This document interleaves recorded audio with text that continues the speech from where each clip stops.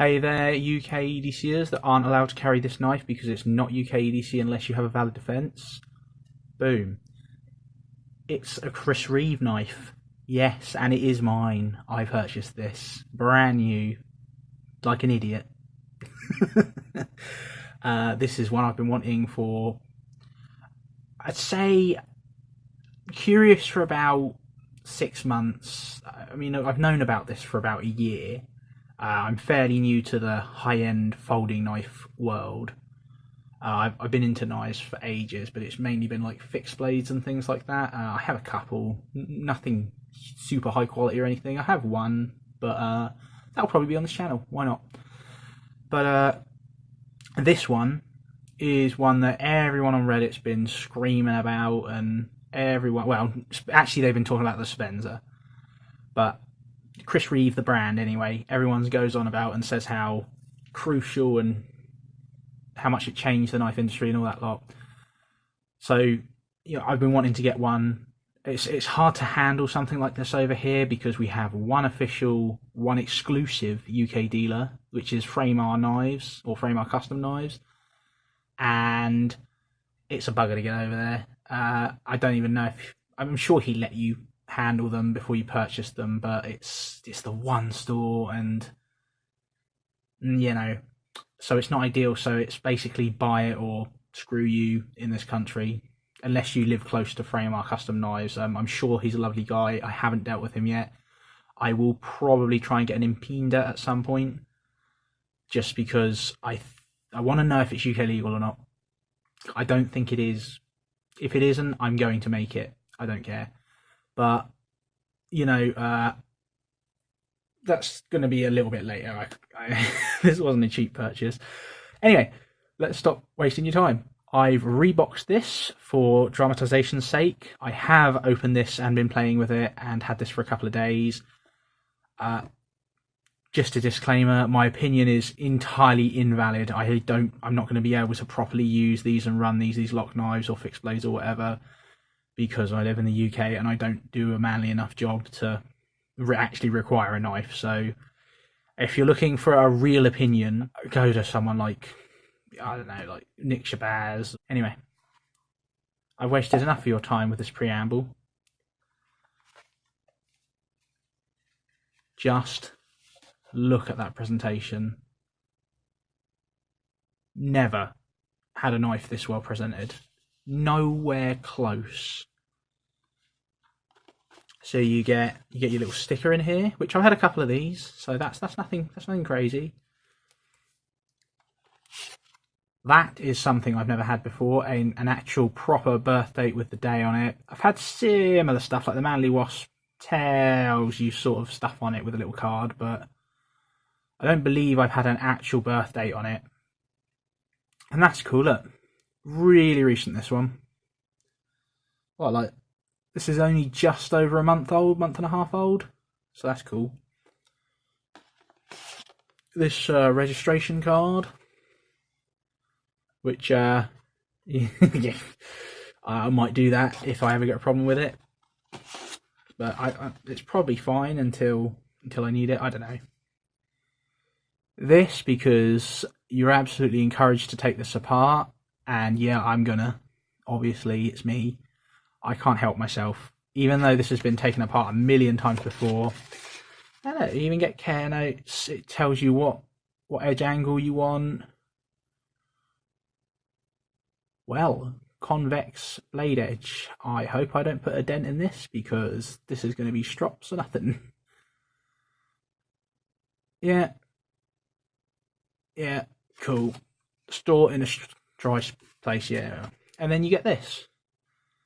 You get a little story and you get this stuff. So there's some more stuff to, I mean, as if I sat there reading this before diving into my package and revealing the knife. Like, that's exactly, I haven't touched that yet.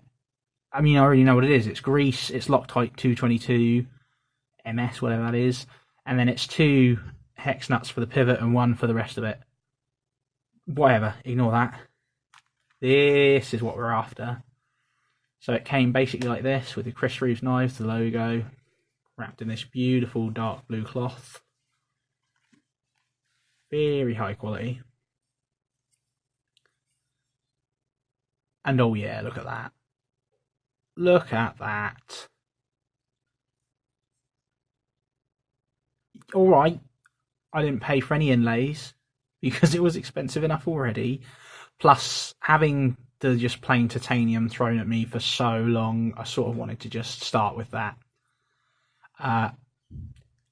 Maybe later I'll be foolish enough to buy a Sabenza as well. I can't see it right now. I chose the Inkosi because, well, mainly because I've been listening to Tom Hosang Outdoors, and he was talking about his Inkosi and the improvements they've made to it over the Sabenza.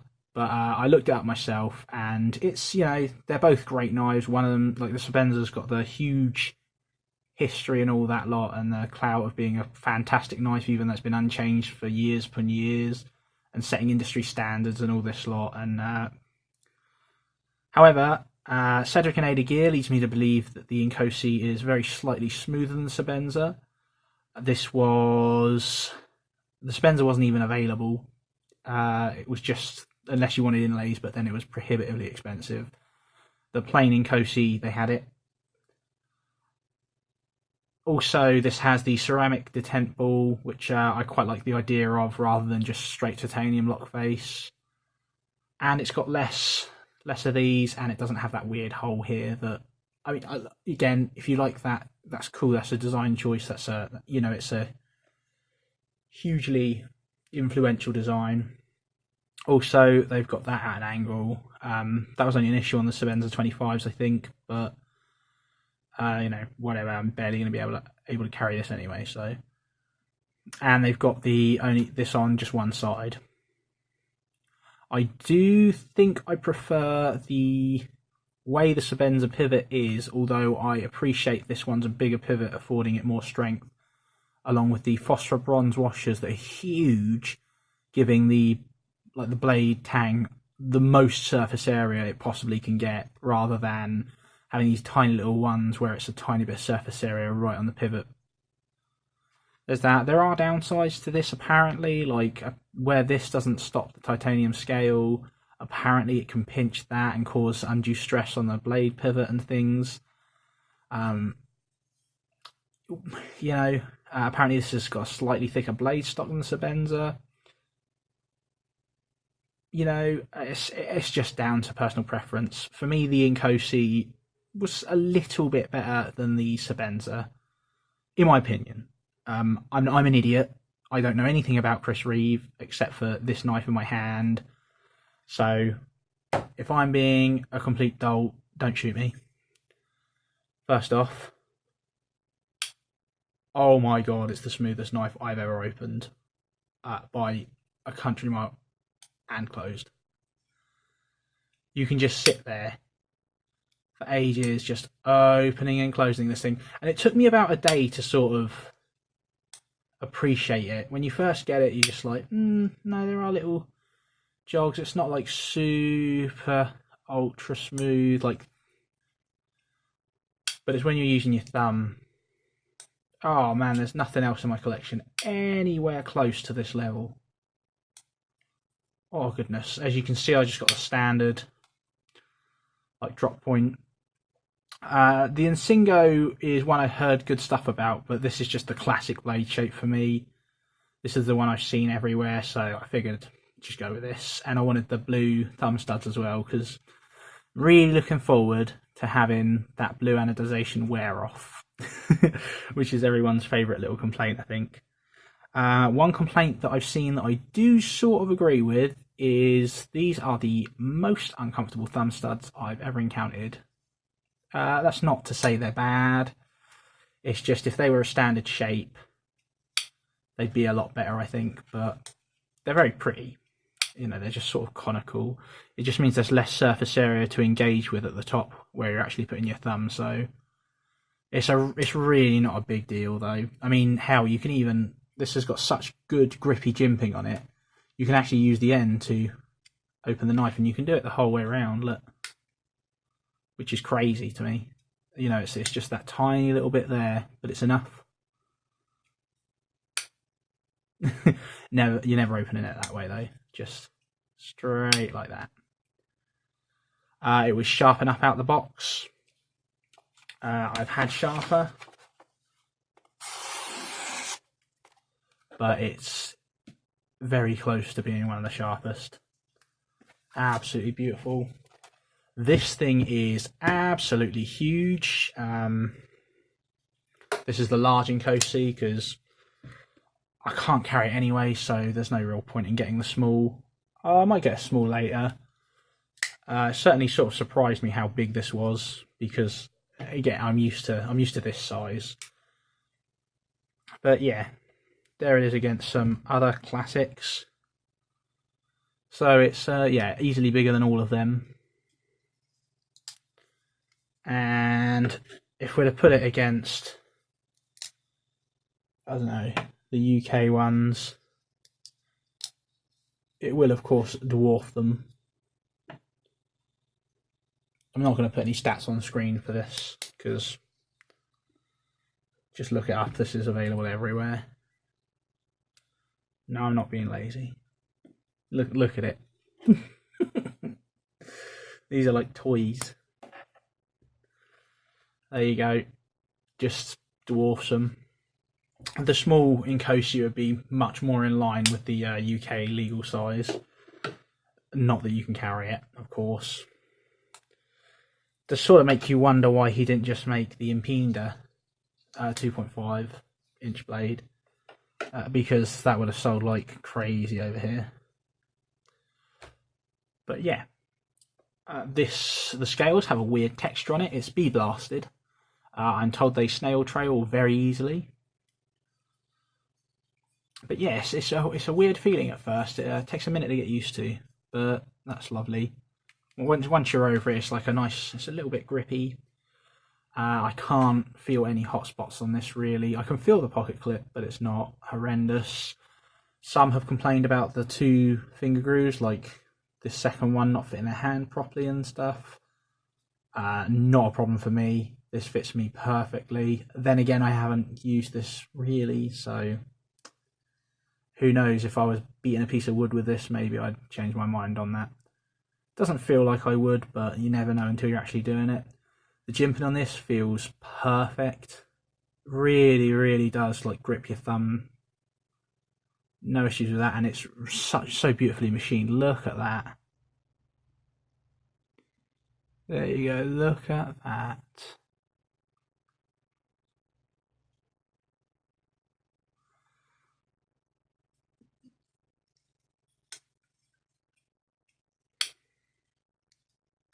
Haven't quite managed to get it to properly like flick open yet. Like I can on some of them. But you're not supposed to do that with a Chris Reeve anyway. He says not to do that, so whatever. I know you can do it though. I think I need to just adjust that. Anyway, let's get on with it. I've not done this yet. I've also not looked up how to do it. I've just seen the end result. They don't cheap out. They send you the whatever. There you go. You can see it's a wee hard bit.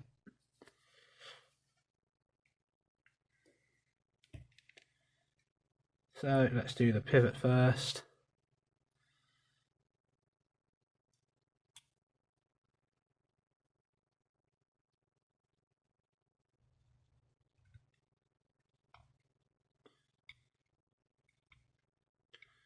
Oh, hopefully I can fix that action again later. That one done.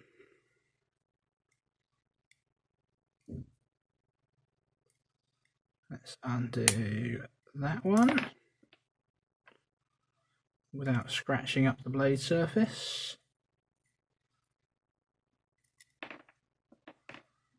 And that should now just sort of lift off.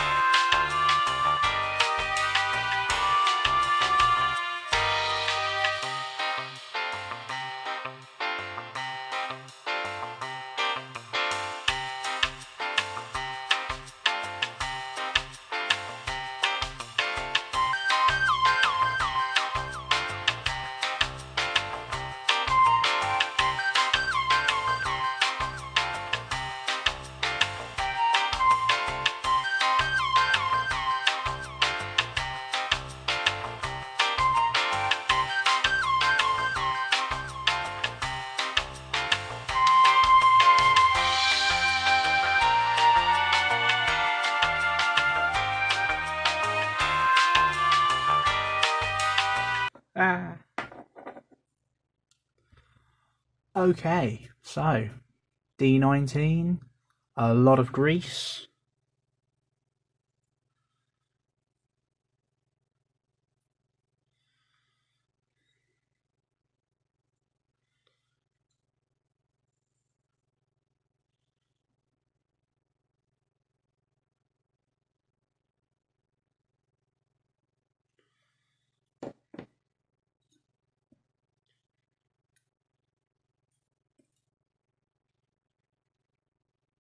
There we have it. That is your Inkosi blade.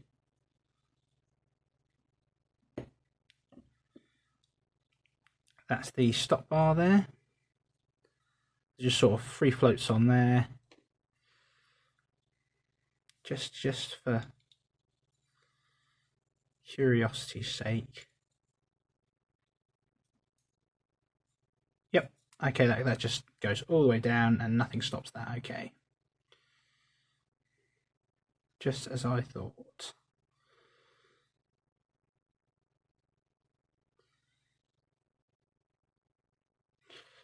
Oh, imagine if I bent this phosphor bronze watch.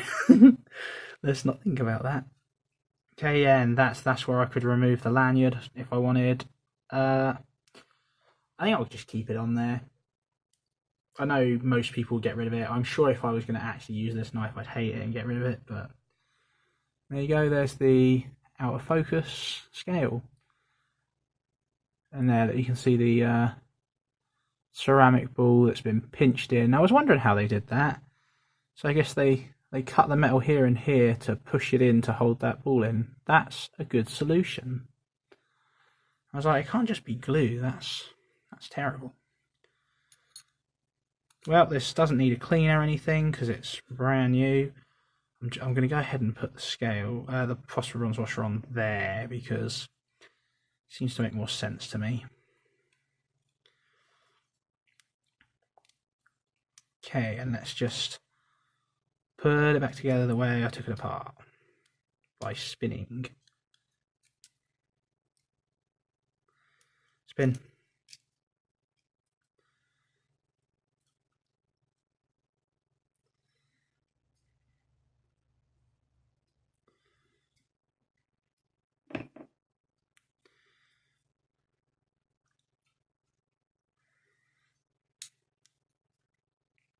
My goodness, that's a tight fit.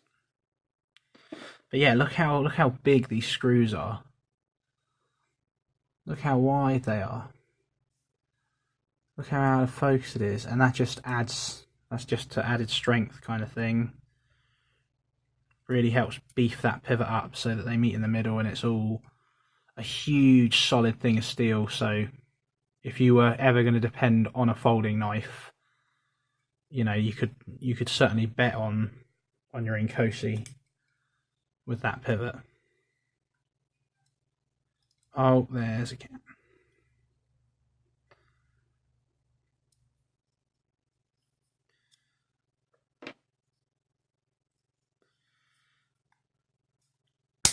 There we go. A nice reassuring snap that in no way damaged the scale, I'm sure.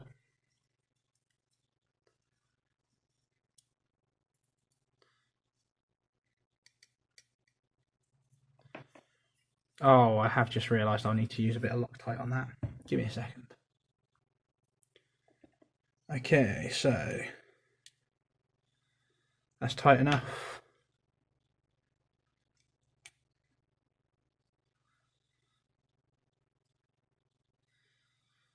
And yeah, I'm going to have to use some Loctite on just this one, because the other one stayed sealed in there with the screw.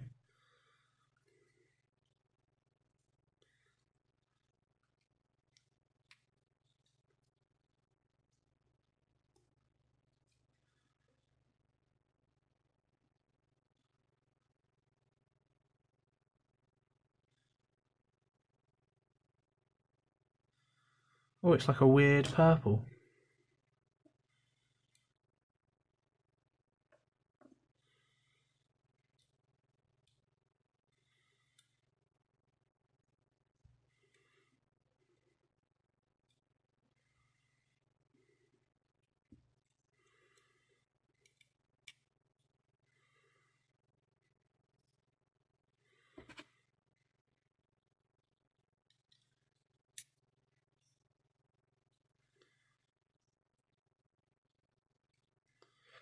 It is very nice of them to provide the tools.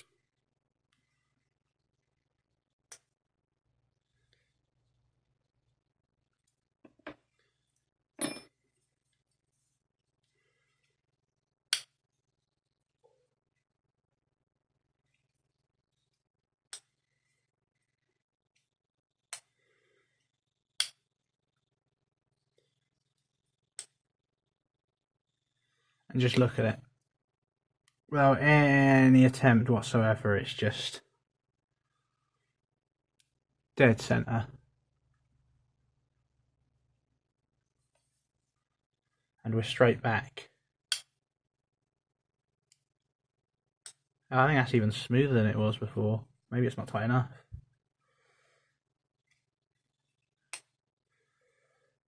Oh, I can do it if I do that. I can't just flick it out without the wrist. Oh, nearly. Anyway, there's no blade wobble, any direction. Blade rock, whatever you want to call it. And yet, it just basically centers itself. Oh, that's a nice experience.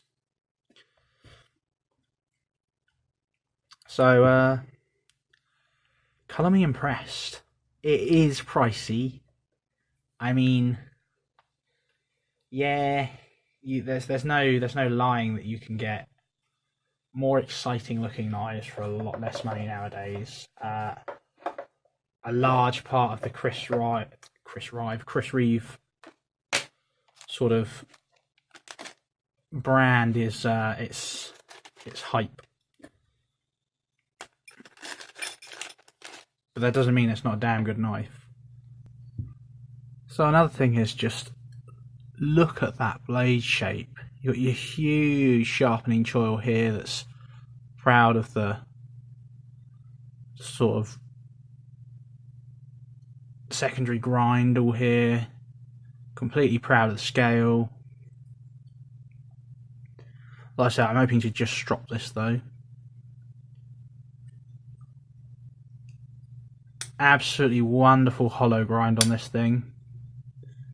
Just look at it if we just get it right in the camera so you can see how it just sort of swoops down and then comes to a point. It's a simple design, but it is very elegant. I mean, it's one thing to behold. I always say this about good knives, but to see it in person is quite something else. It is truly, truly wonderful, this thing. It's just simplicity done to perfection.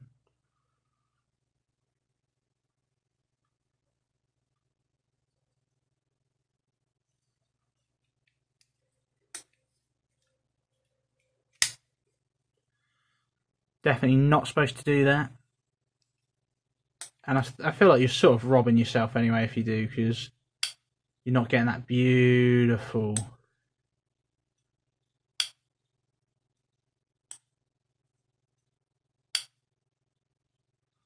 But just look at it, that stone wash on the blade there. Absolutely gorgeous. Your edge, it's still like you can see the factory grind marks, especially like here. You can see them all along. So it's not the best. There's room for improvement there, I think. The anodization on these thumb studs is again wonderful, very even. The Idaho made. The little Chris Reeve logo there. Woo! This thing.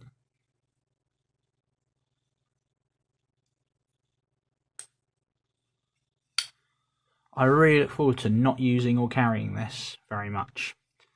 I am going to use this next time there's a delivery to my house and I need to open a cardboard box or break it down and put it in the recycling bin.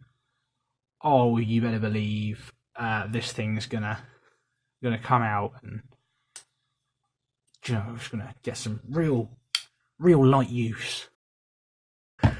thoroughly impressed, very happy with my Chris Reeve. Cheers for watching. Thank you very much.